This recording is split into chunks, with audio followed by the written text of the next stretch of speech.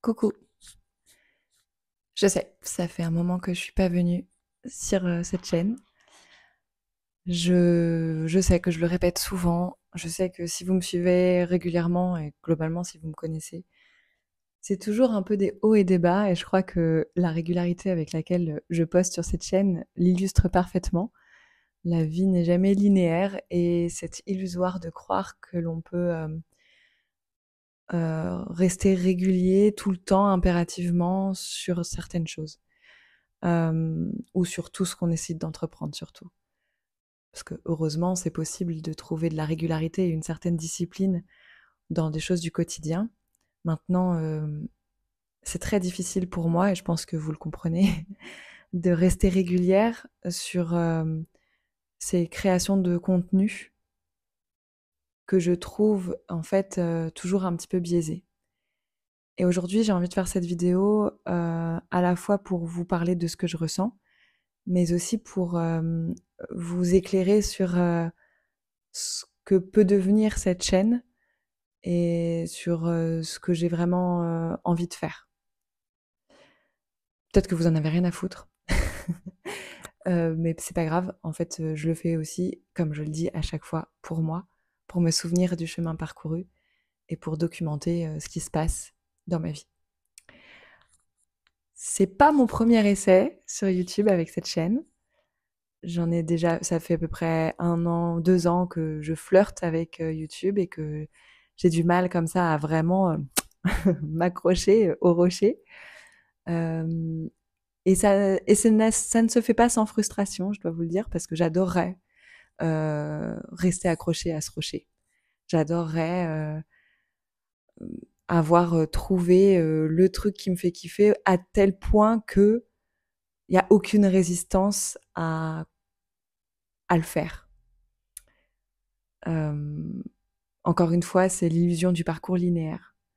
Et je crois même que plus on aime faire quelque chose, et moins c'est linéaire, parce que ça vient en fait toucher chez nous toutes nos failles, toutes nos blessures, et ça vient remettre en question tout le travail qui n'a pas encore été fait et qu'on doit continuer de faire.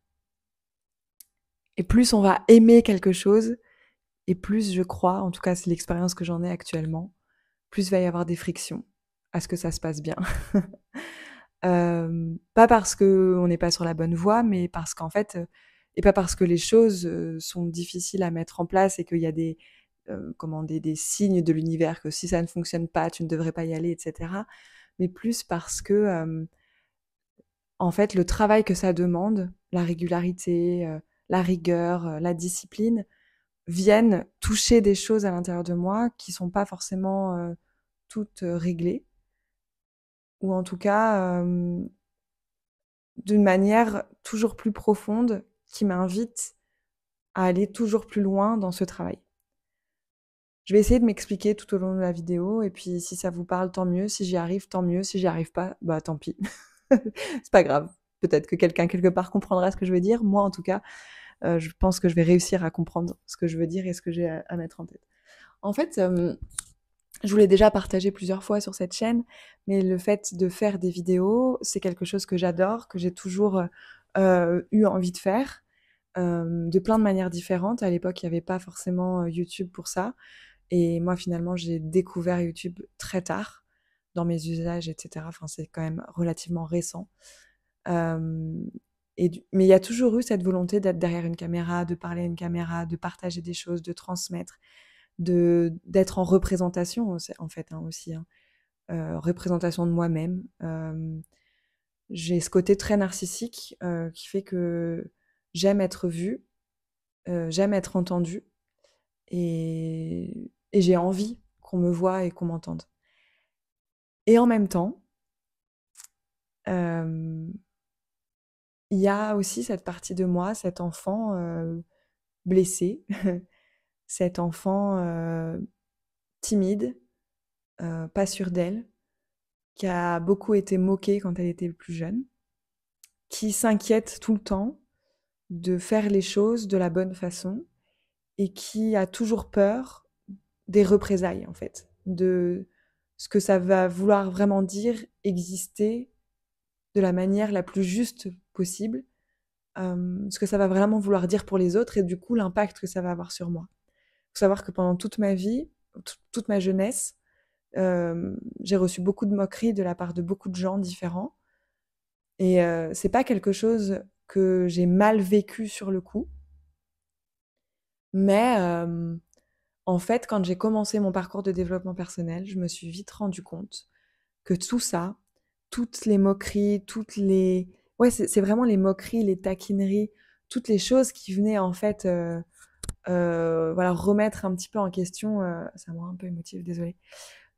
Toutes les choses qui venaient remettre un petit peu en question ce que j'étais, ce que je pensais, ce que j'aimais, ce que je faisais. En fait, toutes ces choses-là, ben, elles ont construit à l'intérieur de moi un, un mental horrible, horriblement jugeant, qui passe son temps à me faire des réflexions et à se demander ce que les autres vont en penser. Et, et donc, j'ai ces deux parties-là de moi qui cohabitent. Une enfant qui a peur de se montrer parce qu'elle a peur d'être encore une fois jugée et moquée. Et une adulte qui a juste qu'une seule envie, c'est d'être vue. Complètement vue, vraiment vue et reconnue.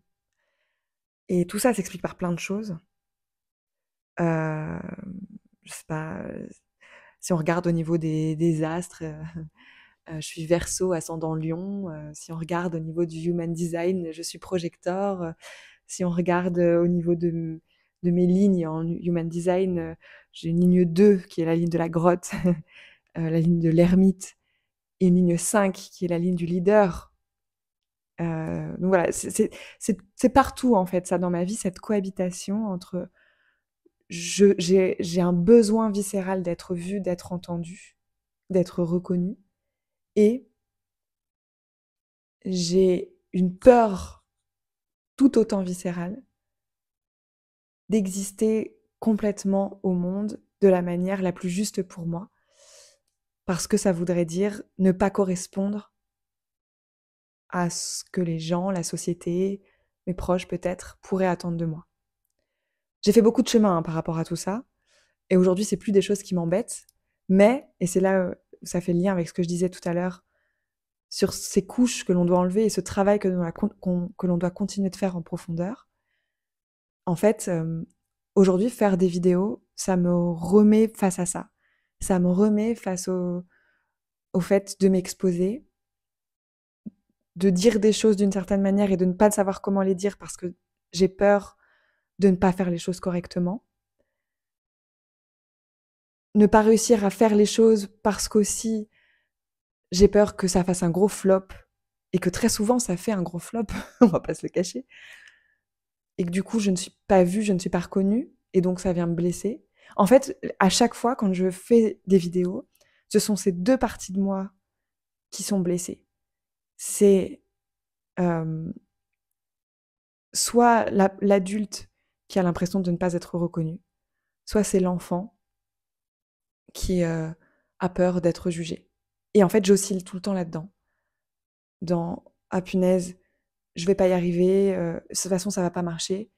Et mais si je poste ça, qu'est-ce qu'on va dire? Mais le on, ça peut être très bien des gens que je ne connais pas, comme l'algorithme aussi, par exemple. Est-ce que l'algorithme va aimer ce que je vais dire, ce que je vais poster? Est-ce qu'il va me soutenir dans ma démarche ou pas?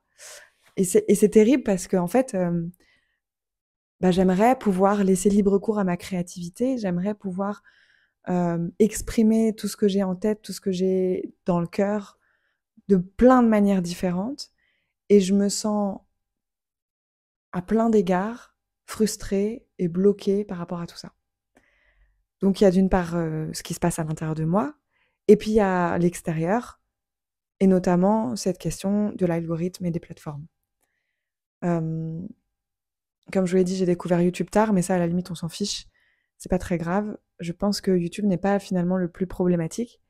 Si ce n'est le fait que l'algorithme préfère, et je pense que de manière générale, les gens préfèrent, quand on est fiable, quand on a une chose en tête, enfin pas une chose en tête, mais qu'on a une ligne de conduite et que cette ligne, elle est claire. Les gens sont habitués à ça. C'est quelque chose que l'on rabâche tout le temps dans tous les trucs de création de contenu, d'entrepreneuriat, etc. Et en même temps, c'est facile pour le cerveau, en fait. C'est aussi beaucoup plus facile pour le cerveau de comprendre qui on a en face de nous quand la ligne éditoriale est claire et assumée et qu'on est un peu monomaniaque. Sauf que moi, je ne suis pas monomaniaque. Je suis loin d'être monomaniaque. Et si vous me connaissez, vous le savez. Je m'intéresse à plein de choses. Je connais plein de choses. Je me passionne pour plein de choses. Et quelque chose qui pouvait me passionner il y a quelques mois peut ne plus du tout me passionner aujourd'hui.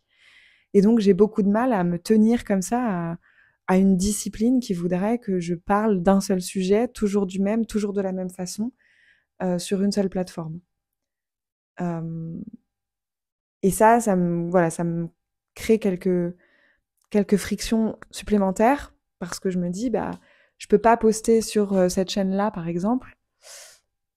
Désolée, j'ai un moustique qui m'a piqué au talon et c'est terrible, ça fait mal. En même temps, ça fait tellement du bien de se gratter. Oh, bref. Donc, j'ai cette chaîne-là, par exemple, que je veux être simplement le documentaire de ma vie, ou la documentation de ma vie.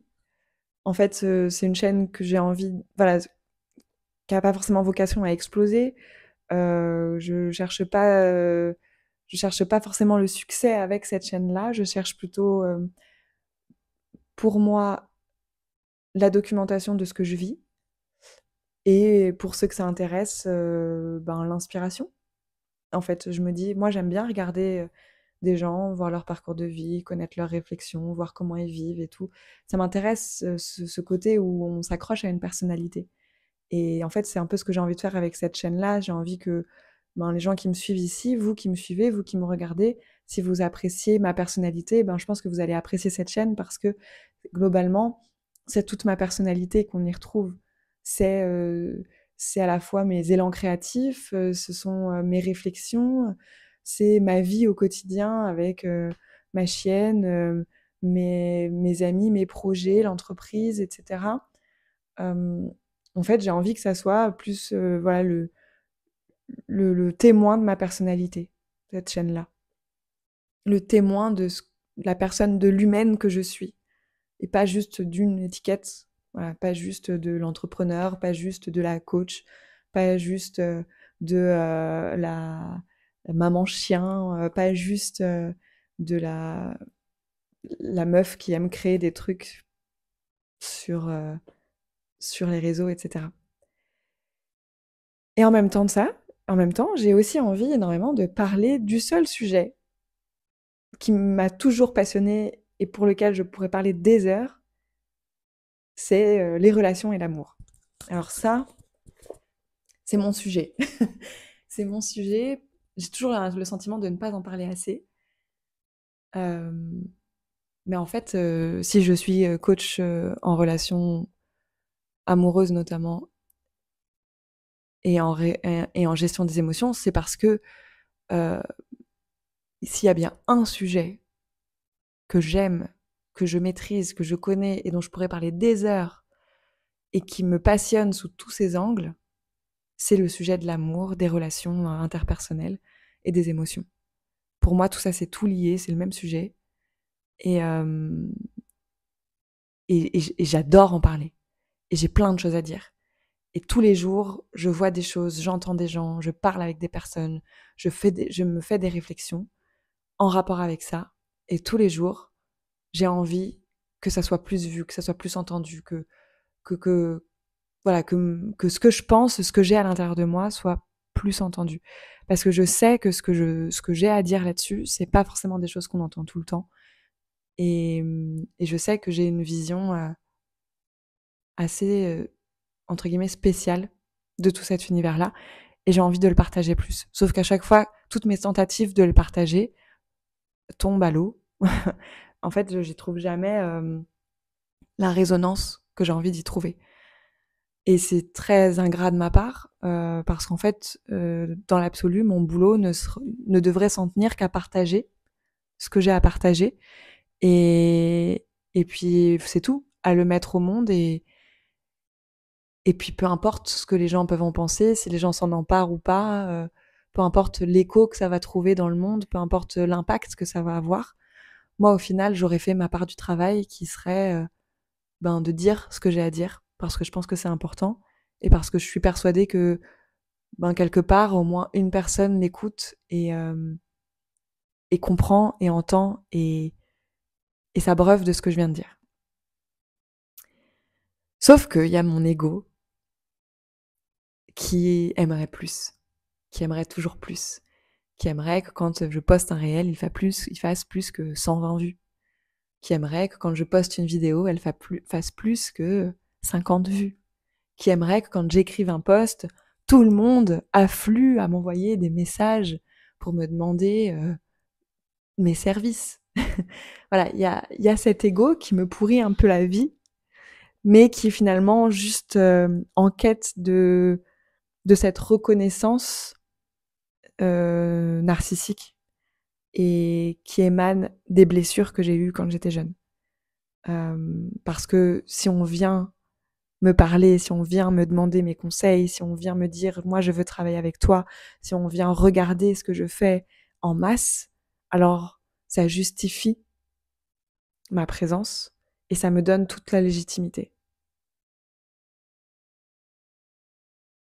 Et il n'y a pas de jugement là-dedans, c'est comme ça. Et je pense que c'est important d'avoir cette part d'ego quand même dans ce qu'on fait, parce qu'on va pas se le cacher, quand on a envie de créer, quand on est artiste, qu'on crée des choses, on a envie que ça soit partagé au monde. En fait, le but, c'est que ça fasse bouger les lignes quelque part. Euh, je crois pas qu'on partage ce qu'on a envie de partager juste pour nous, parce que dans ce cas-là, je l'écris dans un journal, je le garde dans mon ordinateur et puis c'est tout. Puis basta. Pourquoi avoir ce besoin de le partager sur les réseaux au monde entier sur Internet? Parce que quelque part, cette reconnaissance va me nourrir, va m'apporter quelque chose. Et moi, je suis en quête de cette reconnaissance et je m'en cache pas.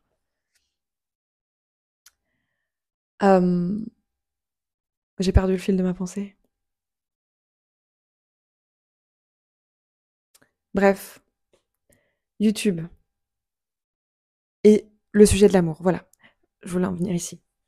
Sauf que comme YouTube fonctionne avec cet algorithme monomaniaque,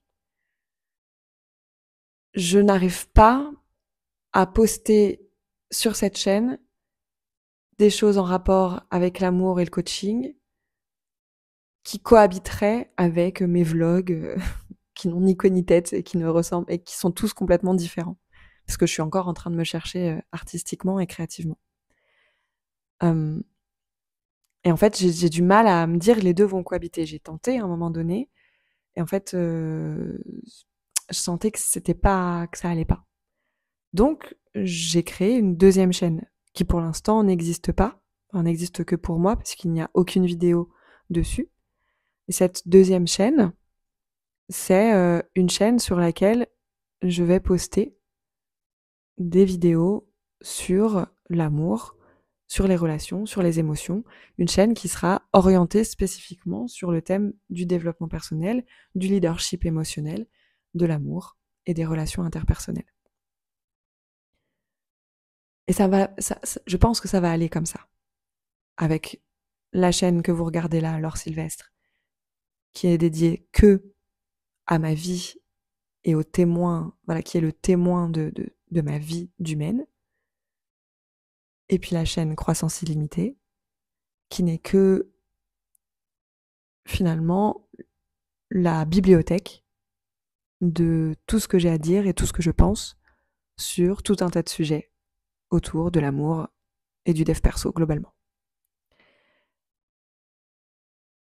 Et en fait, voilà, je vous parle de ça parce que j'avais envie aussi de rajouter quelque chose à cette clarification de mes espaces, même si globalement, si vous me regardez, soit vous me suivez depuis quelque temps, vous avez l'habitude que ça soit complètement le bordel, soit vous me découvrez, et donc bienvenue par ici, et peut-être que tout ça va vous aider.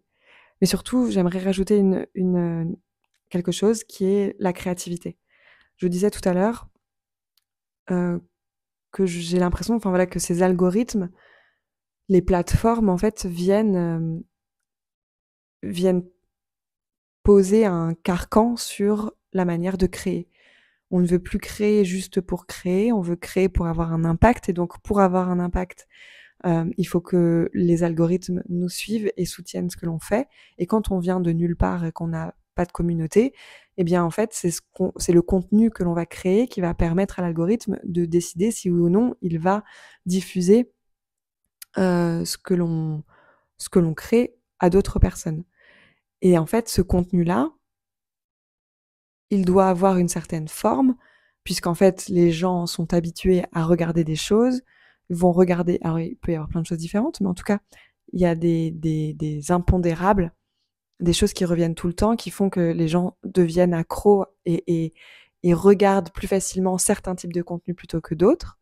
Et donc, si tu ne respectes pas ces règles-là, globalement, ton contenu va faire flop et donc l'algorithme ne va pas te suivre. Ce qui fait que tu te retrouves à avoir des idées et à essayer de faire rentrer tes idées dans un moule.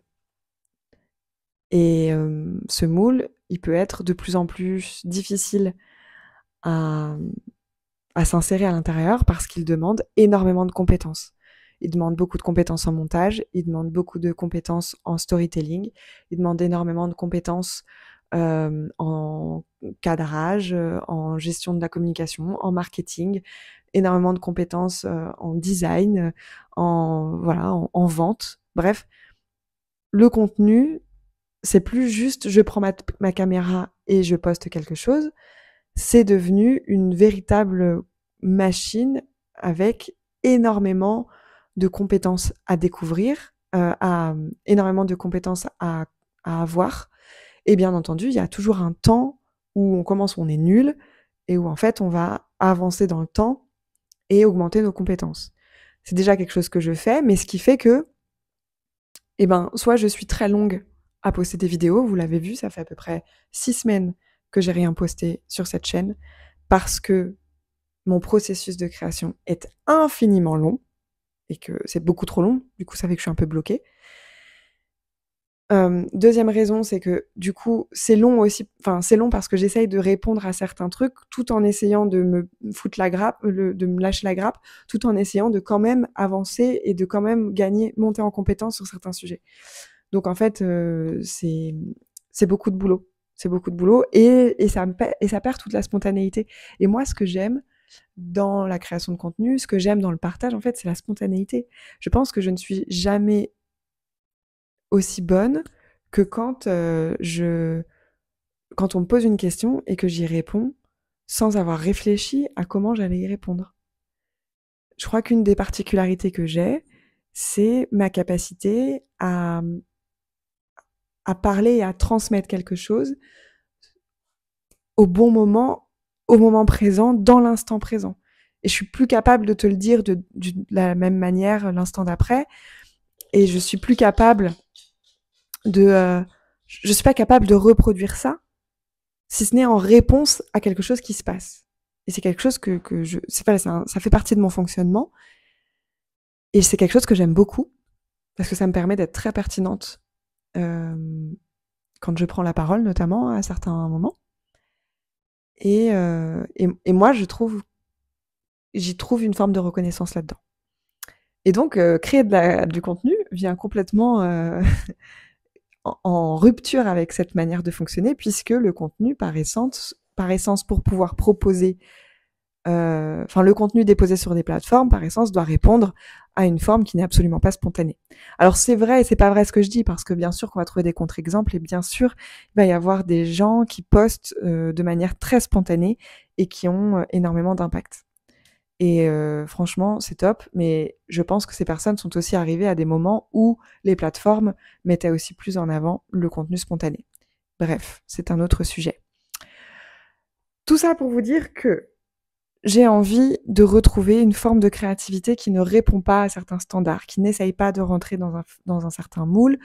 Je n'ai plus envie de me casser la tête et j'arrête pas de le dire et à chaque fois je m'en éloigne et puis j'y reviens, puis je m'en éloigne et puis j'y retourne, etc. Mais je n'ai plus envie de créer des contenus qui vont voilà, que je vais penser pour pouvoir fonctionner pour les algorithmes. En fait, j'ai vraiment envie d'essayer de rentrer dans un flow créatif qui n'a pour seul but que celui de vider ma tête et assouvir mon besoin de création. Voilà. Et, euh, et c'est tout, en fait. Parce que pour moi, créer, c'est pas juste créer une forme à travers un petit film ou à travers un. Souvent, c'est à travers des petits films, mais ou à travers un texte. C'est pour moi créer, c'est aussi ça, c'est aussi ce que je suis en train de faire là, c'est-à-dire je vous parle et je suis en train de créer quelque chose là. Ma réflexion est une création. Et donc j'ai aussi envie de pouvoir la partager comme ça de manière très brute, de manière très authentique, sans plus de questions. Et c'est ce que je vais faire en fait. C'est ce que je vais faire pour les 7 prochains mois, donc jusqu'à la fin de l'année, jusqu'au 31 décembre. Je me mets le défi de ne poster que des choses que j'ai vraiment envie de créer et sans chercher à les transformer pour plaire à quelqu'un ou à quelque chose. Ça veut dire qu'il y aura à peu près, il y aura différents types de vidéos, que ça soit sur cette chaîne ou sur l'autre chaîne, Croissance Illimitée, que je vous invite à aller suivre si vous vous intéressez au thème de l'amour, du développement personnel. Il y aura des... Voilà, ça va partir dans tous les sens, je pense. Il va y avoir des vidéos donc thématisées, voilà, je sais pas, des vidéos qui seront prises en mode short, des vidéos qui seront prises comme celle-ci en mode face cam, sans aucune coupure, d'autres vidéos qui seront peut-être un petit peu plus coupées, plus dynamiques, d'autres vidéos qui seront peut-être un peu plus storytellées, d'autres formats. Voilà, j'ai envie de laisser ma créativité s'exprimer en fonction des moments, en fonction des instants, en fonction des envies du moment, en fonction de mon inspiration, en fonction des influences aussi. J'ai envie de laisser tout ça s'exprimer sans chercher à le contrôler, sans chercher à le lisser, sans chercher à le rendre, à lui faire suivre une certaine forme qui voudrait dire que c'est cette forme-là. En fait, je pense que c'est aussi en expérimentant tout plein de choses différentes que je vais réussir à trouver ce qui me plaît et à trouver la manière dont j'ai envie de créer des choses, la manière la plus naturelle pour moi de créer des choses. Et il y aura des vidéos aussi sûrement plus chiadées, plus montées, plus écrites sur cette chaîne-là notamment. Peut-être aussi il y aura sûrement des vlogs qui partent dans tous les sens comme il y en avait avant, des trucs chiants à regarder, des trucs moins chiants. Voilà, je sais pas, ça va, je vous dis, ça va partir dans tous les sens, ça va être du gros vrac. Mais c'est pas grave, je crois que j'en ai besoin. J'en ai besoin pour me reconnecter à ma créativité, pour me reconnecter à mon intuition par rapport à la création. Et j'en ai aussi besoin pour me prouver que je peux créer sans forcément attendre quelque chose en retour. Je dois traverser ça. Je dois traverser le désert de je poste et il y a rien qui se passe et ça me fait chier et je me sens nulle, etc. Je l'ai déjà traversé, mais du coup, à chaque fois que je le traverse, c'est tellement désagréable, c'est tellement inconfortable que soit j'essaye de créer quelque chose d'autre qui va casser cette dynamique-là et qui va me permettre, qui va me donner une nouvelle chance de réussir. Et c'est ce qui se passe, hein. Hop, d'un coup, je vais avoir une autre vidéo qui va faire plus de vues et donc c'est bon, j'ai moins l'impression d'être nulle.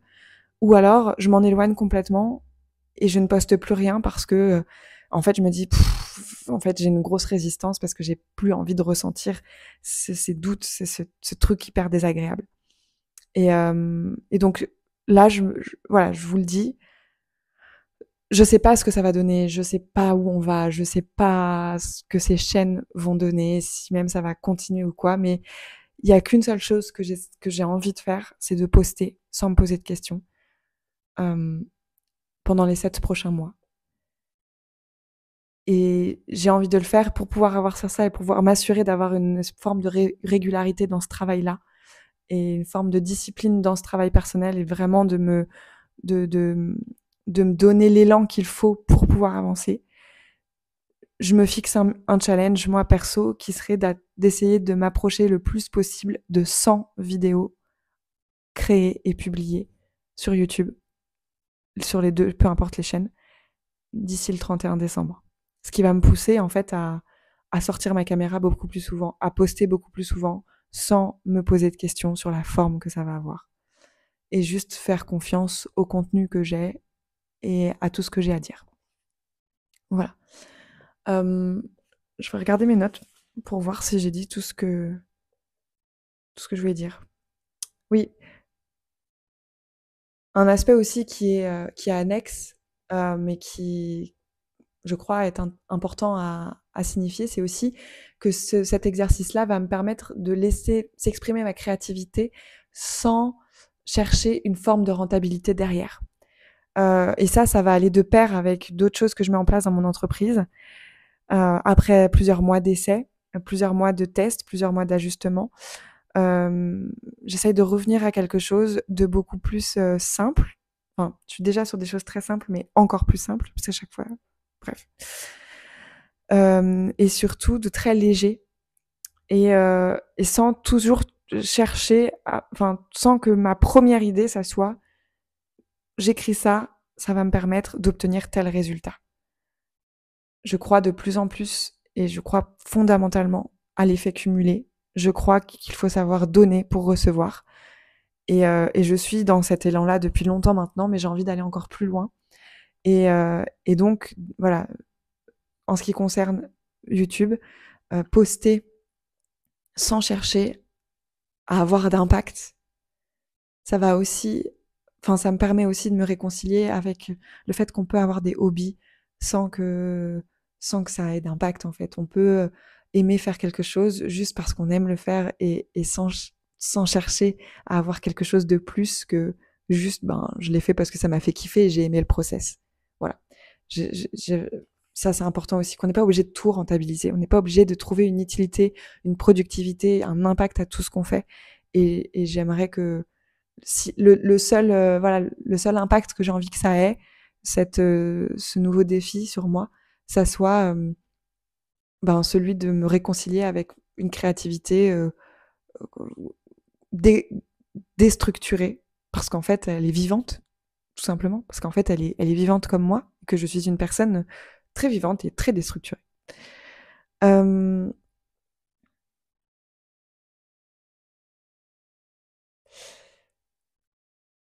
Si je prends cette décision aujourd'hui, c'est parce que j'ai une copine qui m'a posé une question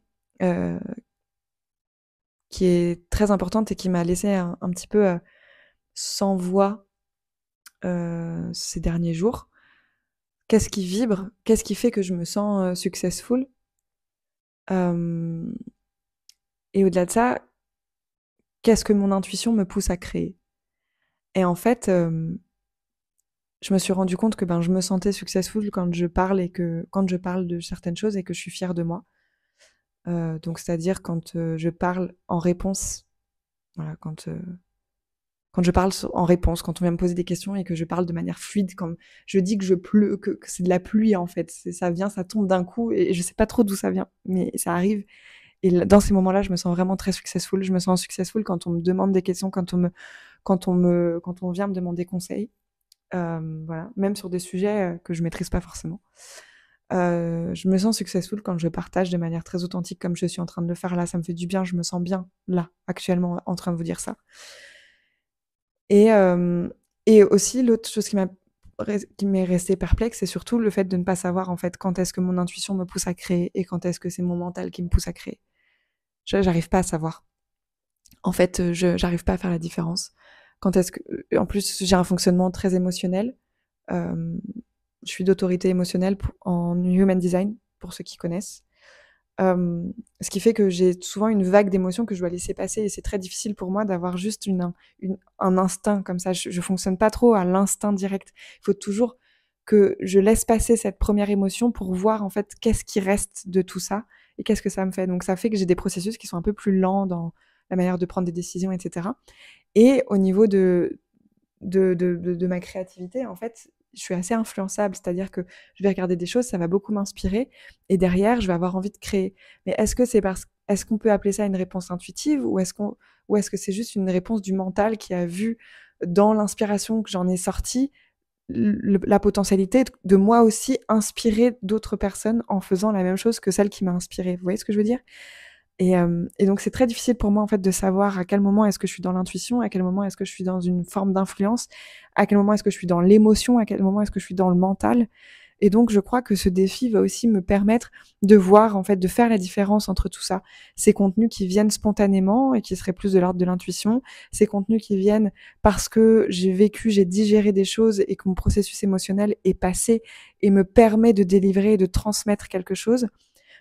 Ou est-ce que ce sont des contenus qui viennent d'une influence, voilà, de quelque chose que j'ai vu, de quelque chose que j'ai lu, entendu, écouté, voilà, et qui m'ont inspiré. Et de faire peut-être le tri, in fine, entre tout ça pour moi, en fait, mieux percevoir ben, les contenus, enfin, du coup, qu'est-ce qui sort à chaque fois de ces cheminements-là. Je sais pas si c'est très clair, mais moi, je me comprends. Voilà, et je terminerai par vous parler des autres réseaux sociaux, parce que je suis sur YouTube depuis peu. Je suis pas très visible. Peut-être que ça changera. Euh, et comme je vous le disais, je le fais globalement pour documenter ma vie et pour c'est mon laboratoire un peu, hein, YouTube. Mais à côté de ça, je suis aussi pas mal sur Instagram. J'ai plusieurs comptes sur Insta et mon Instagram perso, Laure Sylvestre. En fait, il est semi-pro, semi-perso et juste si vous me suivez aussi là-bas, sachez que vous allez retrouver en fait un peu de tout ça là-bas. En fait, mon compte Instagram Laure Sylvestre, c'est lui aussi, c'est le témoin de ma vie. Mais alors là, dans toutes les facettes, c'est-à-dire il y a autant du pro que du perso. Et ça va redevenir un peu comme ça. J'avais mis un peu le pro de côté pendant un moment. Je pense que j'avais besoin de faire ça. Mais je vais en remettre petit à petit parce qu'en fait, j'ai du mal à séparer les choses. J'ai vraiment du mal à séparer les choses. Pour moi, c'est tout. Pour moi, dans ma tête, promener ma chienne, ça amène des réflexions sur l'amour. L'entrepreneuriat, ça amène des réflexions pour le travail que j'ai à faire avec ma chienne. Et puis, l'amour crée des réflexions pour l'entrepreneuriat. Enfin, je sais pas comment vous dire, mais tout est lié en fait. Et j'ai du mal à mettre les choses dans des cases. Et j'ai du mal à catégoriser. J'ai du mal à me dire, bah ça va là, ça se range là. Parce que pour moi, il y a des liens partout. Et mon compte Instagram, il va être le reflet de ça. C'est-à-dire que dessus, il y a ma vie aujourd'hui, ma vie perso, mes réflexions, mon quotidien, un peu comme ce que vous pouvez voir sur mes vlogs. Il y a ma chienne et le travail que je fais avec elle. Il y a la musique et ce que je fais en musique et les différents concerts que je peux avoir et les différentes répètes et voilà, quand je prends mon piano et tout.